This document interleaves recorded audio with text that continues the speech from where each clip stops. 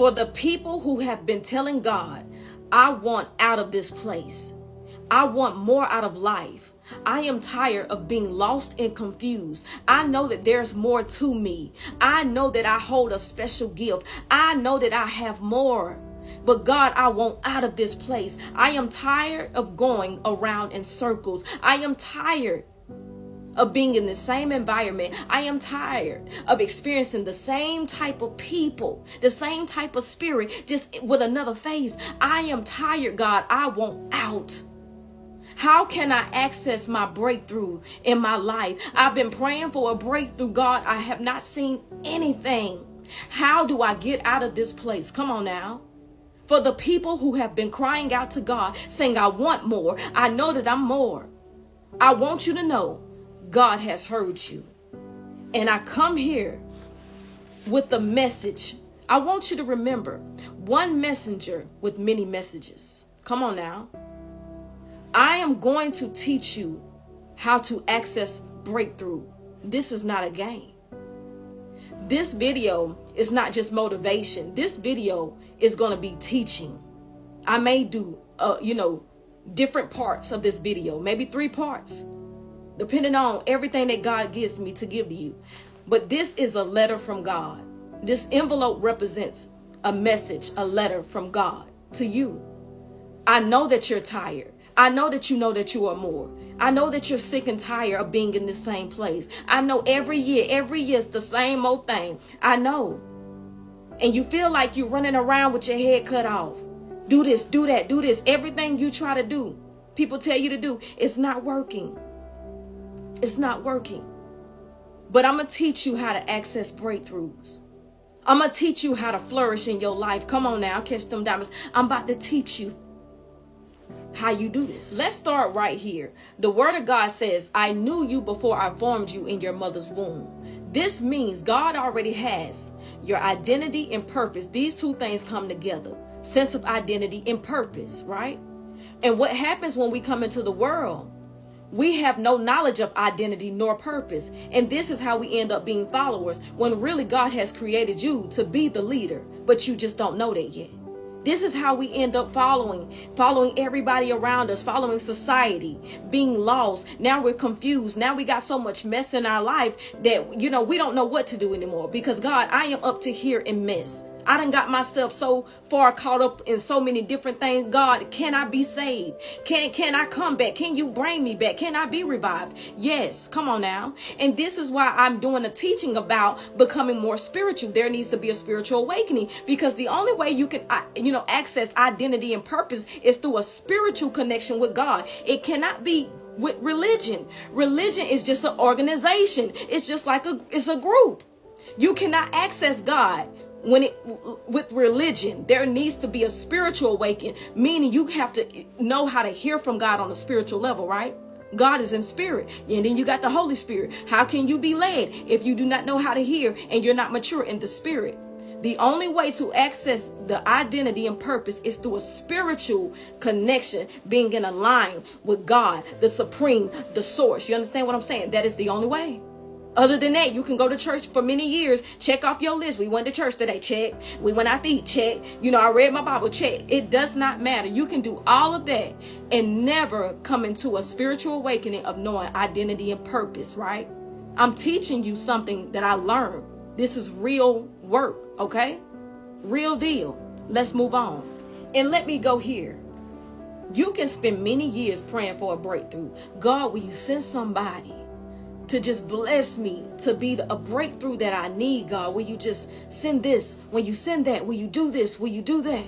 Spend many years praying, nothing happening. I'm going to tell you why. For some of you, the reason why somebody else is not coming along, because you are the breakthrough. Come on, catch them diamonds. You are the breakthrough, but you just don't know it. What you are asking God for, you already have. Come on now.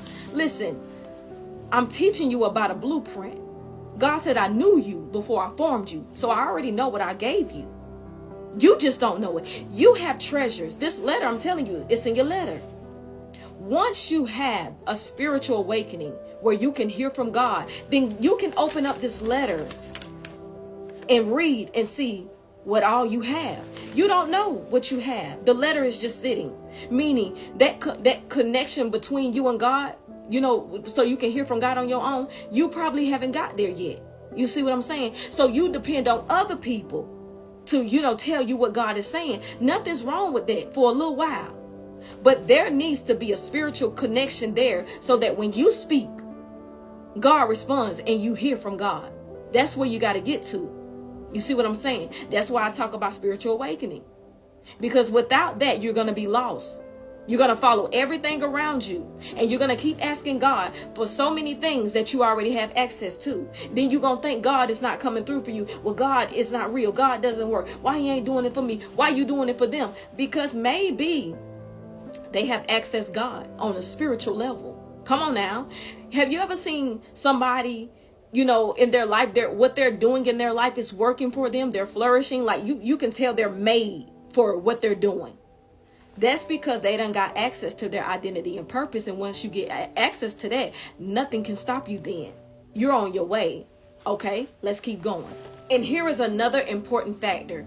I want you to keep this in mind and I want you to say it. I am not separate from God, but I am one with God.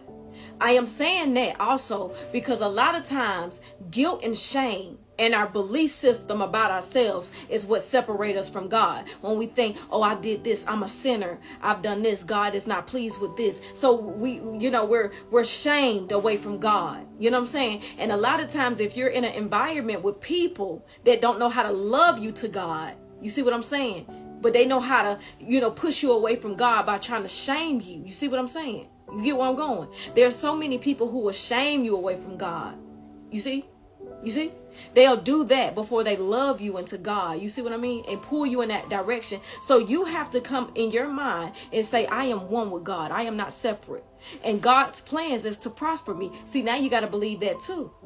Come on now, catch them diamonds. You have to believe that because you're going to have more people in this world, especially when it comes to religious people that point fingers all the time and Bible thumpers and open up their Bible to tell everybody what they're doing wrong. You're going to meet way more of them than people who come along to really nourish you. You see what I'm saying? Give you what you need and love you into God. You see? You're going to meet more of them. So for one, you got to be one with God and you got to know it because I want you to know this too. God, for those of us that was raised Christian, right? And we were, raised to know about heaven and hell. And I want you to understand, God didn't create hell for you.